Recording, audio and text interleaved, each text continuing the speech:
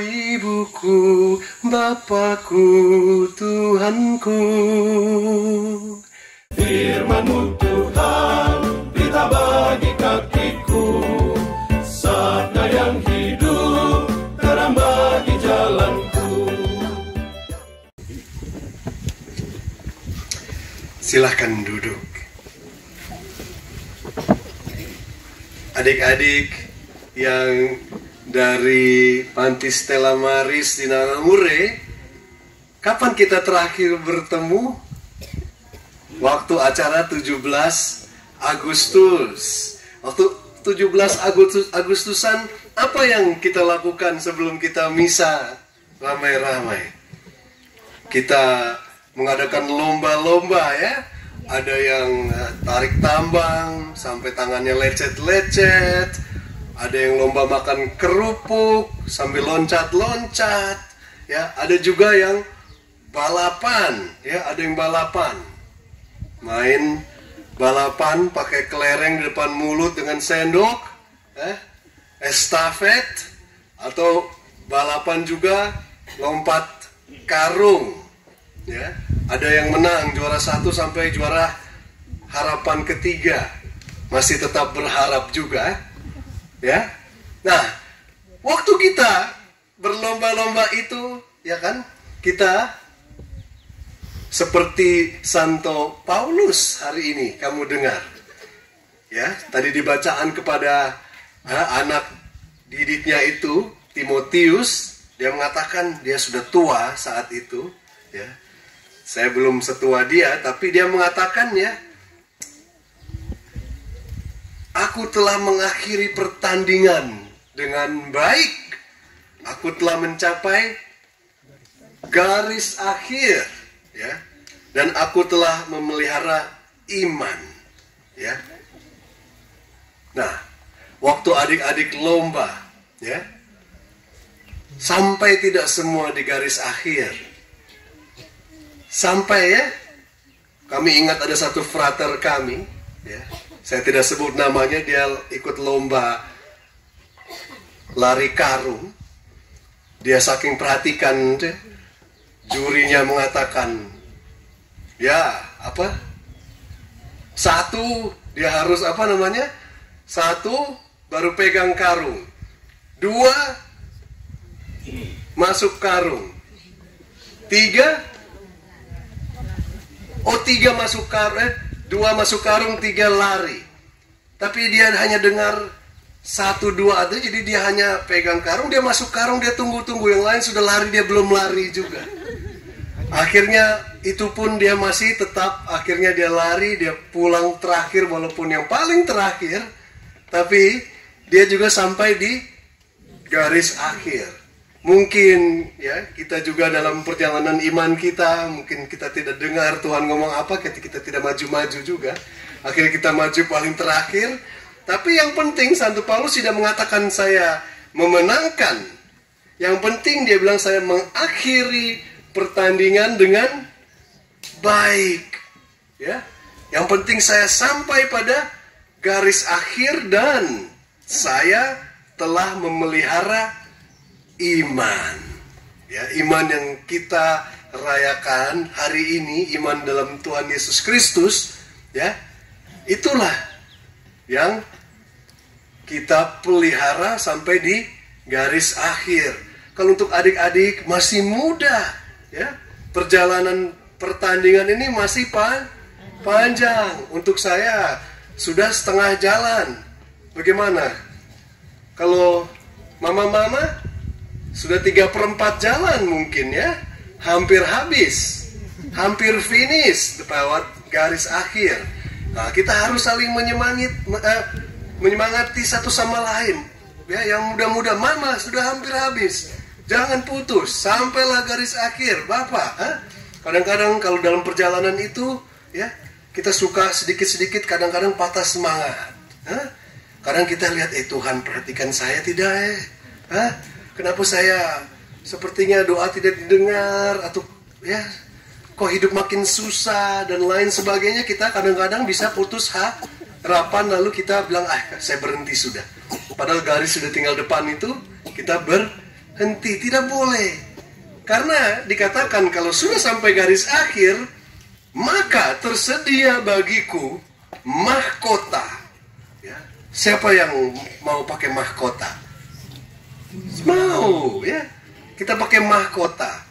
Sebenarnya kita sudah ada mahkota karena saat kita dibaptis, kita menjadi nabi, menjadi apalagi imam seperti saya juga, dan menjadi raja, ya, atau ratu.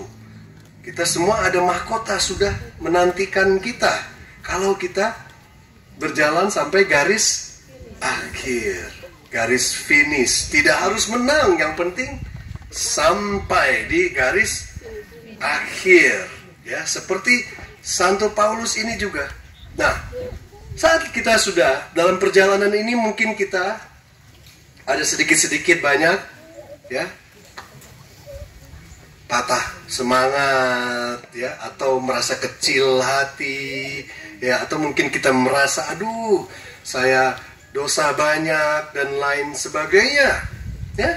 Tapi kita tidak perlu terlalu berkecil hati karena Tuhan itu Tuhan yang sungguh murah hati. Kamu dengar tadi, dia bandingkan dua orang datang berdoa kepada Tuhan Yesus, kepada Tuhan. Satu orang Farisi, dia doanya dengan segala kebanggaan dan kesuksesan diri dia, ya. Tapi ternyata tidak berkenan doanya. Yang satu sudah pemungut cukai. Kalau pemungut cukai itu orang sudah benci memang, karena dia tarik lagi uang-uang, ya, bangsa sendiri, saudara sendiri harus kasihkan kepada penjajah. Well, itu dosa besar. Dia memang seorang pendosa. Tapi dia datang kepada Tuhan, ya, Tuhan kasihanilah aku. Dia mungkin sudah jauh-jauh mau berjalan dalam pertandingan itu pun juga dia sudah mungkin tidak berani lagi jalan. Ya, tapi Tuhan bilang justru, ya, yang tahu kekecilan diri dia, kekurangan dia di hadapan Tuhan, malahan Tuhan justru benarkan. Jadi kita tidak tinggi hati, tidak besar hati, tapi kita kita rendah hati di hadapan Tuhan, karena kita selalu membutuhkan bantuan Tuhan untuk maju. Walaupun kita serendah apapun kita, ya, itu kalau kita masih dalam pertandingan, kita masih bisa maju. Tuhan masih kasih kita kesempatan. Kecuali kalau kita sudah masuk dalam peti mati, itu sudah tidak ada kesempatan lagi. Sudah habis kesempatannya, ya. Kita harus terus maju walaupun mungkin dalam perjalanan kita melakukan kesalahan, ada dosa, apa, kita maju terus, kita bilang Tuhan kasihanilah aku memang orang berdosa. Bahkan Bapak Paus Fransiskus saja waktu ditanya, dia bilang apa? Siapakah Bapak Paus Fransiskus? Dia katakan, saya adalah seorang pendosa. Bahkan Bapak Paus saja mengakui bahwa dia adalah seorang pendosa. Jadi jangan takut kita mengakui kepada Tuhan bahwa saya juga, ya, seorang pendosa. Mungkin adik-adik yang masih kecil-kecil belum tahu artinya dosa, tapi nanti makin dewasa makin mengerti, ya. Nah, saat kita berjalan terus, ya, dan masuklah kita seperti di bacaan pertama ini, ya. Bacaan pertama ini yang saya justru tadi baru pendahuluan. Inilah menurut saya untuk inti kita, ya, bacaan di kitab Putra Sirak tadi sungguh indah. Dikatakan Tuhan adalah hakim yang tidak memihak. Saat kita sampai garis akhir, ada penghakiman, kan? Penghakiman untuk setiap orang. Tapi dia hakim tidak memihak. Dia tidak memihak pada perkara orang miskin, tetapi doa orang yang terjepit didengarkannya. Apalagi dia katakan ini, jeritan yatim piatu tidak ia abaikan. Demikian pula jeritan janda, ya, yang mencurahkan permohonannya. Ya. Tidak semua kita di sini adalah yatim piatu. Saya sudah jadi yatim karena papa saya sudah meninggal.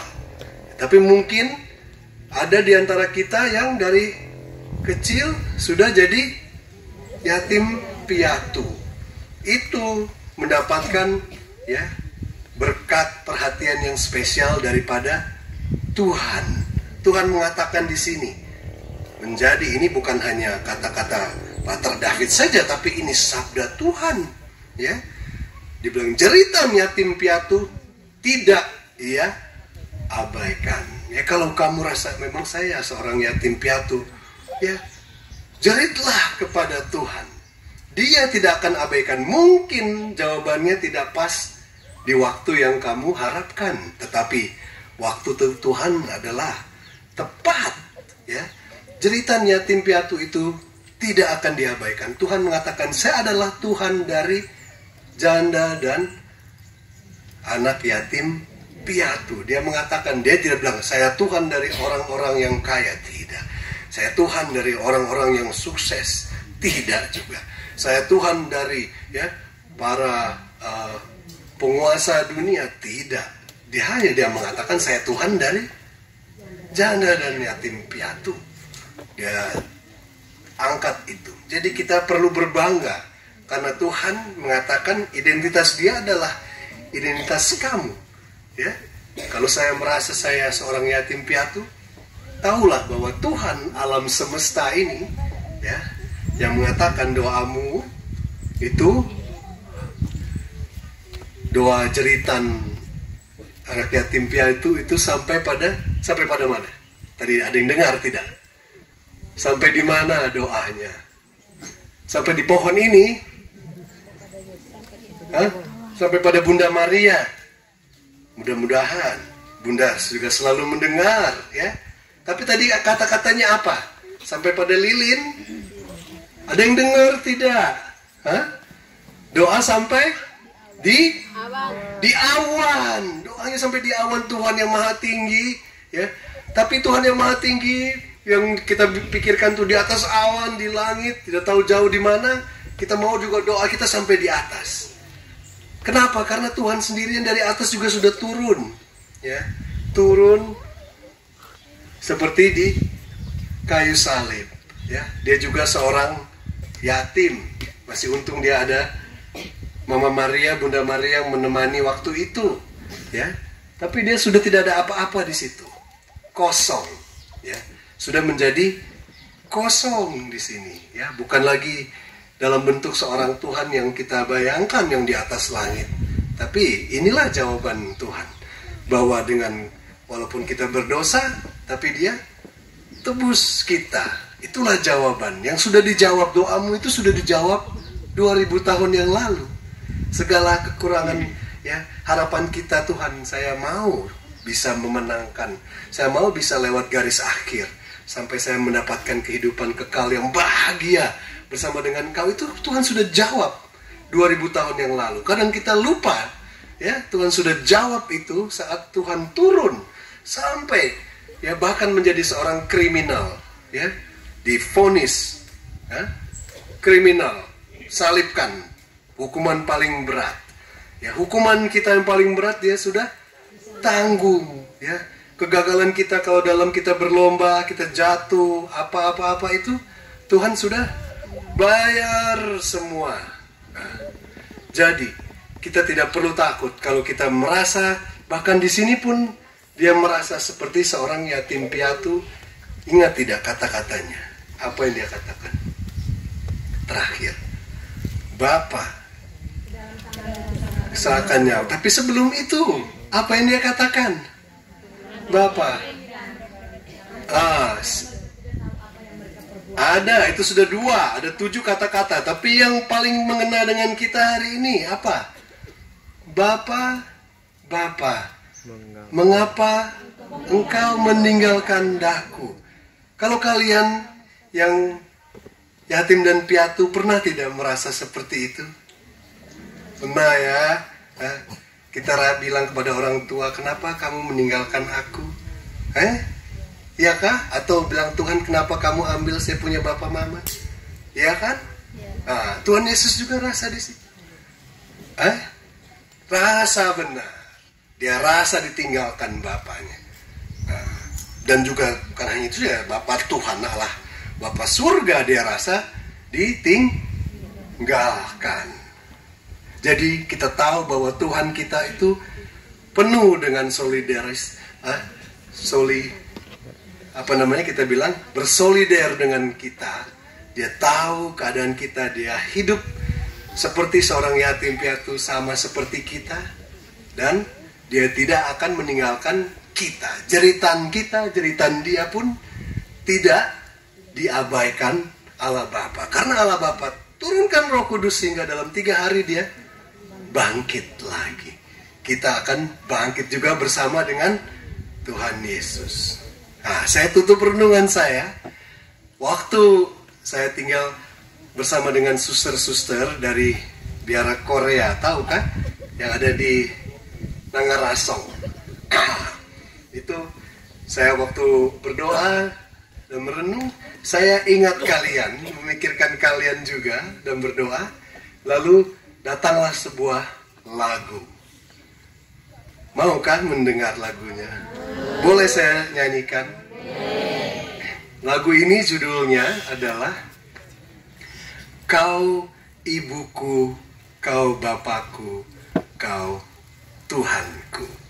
Ya, jadi kita yang merasa atau kita memang seorang yatim piatu, ya, inilah doa yang waktu saya tulis juga, saya sampai ada air mata. Saya merasa, saya ternyata walaupun saya punya orang tua, tapi ada juga situasi-situasi di mana saya merasakan kasih orang tua yang kurang.